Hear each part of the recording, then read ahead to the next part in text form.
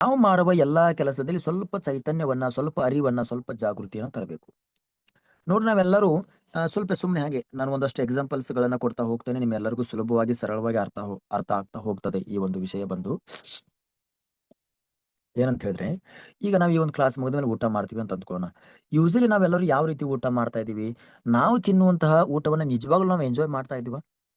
ಆ ಒಂದು ಊಟದ ರುಚಿಯನ್ನ ನಾವು ಅನುಭವಿಸ್ತಾ ಇದೀವ? ನೋ, ಇಲ್ಲ.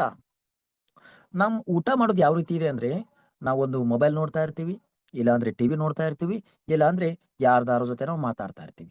ಈ ಮೂರೂ ಕೆಲಸಗಳಲ್ಲಿಯೇ ನಮ್ಮ ಊಟ ಕಂಪ್ಲೀಟ್ ಆಗತ್ತೆ ವಿನಃ, ನಾವುಗಳು ಮಾತ್ರ ನೆಮ್ಮದಿಯಿಂದ ಯಾವತ್ತೂ ಕೂತ್ಕೊಂಡು ಊಟ ಮಾಡಿಲ್ಲ.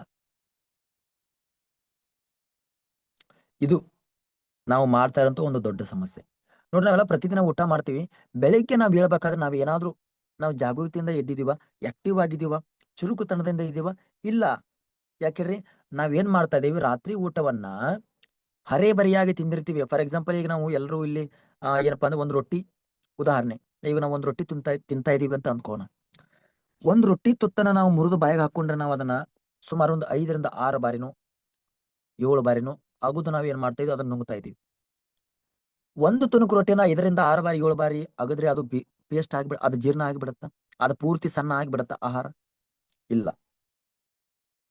ಟಿವಿ ನೋಡ್ತಾ ಇದೀವಿ, ಊಟ ಮಾಡ್ತಾ ಇದೀವಿ. ಕರೆಕ್ಟ್? ಸೊ ಒಂದು ತುತ್ತನ್ನ ಅರೆಬರಿಯಾಗಿ ನಾವು ಒಂದು 5-6 ಬಾರಿ ಅಗದು ತಿಂದಾಗ ಏನಾಗುತ್ತೆ, ಅದು ಅರೆಬರಿಯಾಗಿ ತಿಂದಿರೋ ಆಹಾರವನ್ನ ನಮ್ಮ ದೇಹದಲ್ಲಿರುವಂತ ಒಂದು ಜಠರ ಅದನ್ನ ಜೀರ್ಣ ಮಾಡಬೇಕಲ್ಲ. ಹಾಗಾಗಿ ನಮ್ಮ ದೇಹದ ಒಳಗಡೆ ಇರುವಂತ ಎಲ್ಲಾ ಎನರ್ಜಿಯನ್ನ ನಮ್ಮ ಜಠರ ತಗೊಂಡು ಬಿಡುತ್ತೆ ಆ ಒಂದು ಹರಿಬರಿಯಾಗಿ ತಿಂದಿರುವಂತ ಆಹಾರವನ್ನ ಜೀರ್ಣ ಮಾಡ್ಲಿಕ್ಕೆ. ಸೊ ನಮ್ಮ ಎನರ್ಜಿ ಎಲ್ಲ ಆ ಒಂದು ಫುಡ್ ಅನ್ನ ಡೈಜೆಸ್ಟ್ ಮಾಡೋದ್ರಲ್ಲೇ ಹೋಗಿರೋದ್ರಿಂದ ಬೆಳಗ್ಗೆ ಹೇಳ್ಬೇಕಾದ್ರೆ ನಮಗೆ ಏನಾಗ್ತಾ ಇದೆ, ಮೈ ಎಲ್ಲ ಒಂಥರ ಜಡತ್ವ ಇದೆ, ಚುರುಕುತನ ಇಲ್ಲ, ಲವಲವಿಕೆ ಇಲ್ಲ. ಸೊ ಇವತ್ತಿನಿಂದ ನಾವ್ ಏನ್ ಮಾಡ್ಬೇಕು, ನಾವು ಮೈಂಡ್ಫುಲ್ ಈಟಿಂಗ್ ಮಾಡ್ಬೇಕು. ಅಂದ್ರೆ ನಾವು ಮಾಡುವ ಊಟವನ್ನ ಚೈತನ್ಯ ಪೂರ್ವಕವಾಗಿ ಅರಿವಿನಿಂದ ಜಾಗೃತಿ ಇಟ್ಟುಕೊಂಡು ಅದರ ಮೇಲೇನೆ ಗಮನ ಇಟ್ಟು ನಾವು ತಿನ್ಬೇಕು.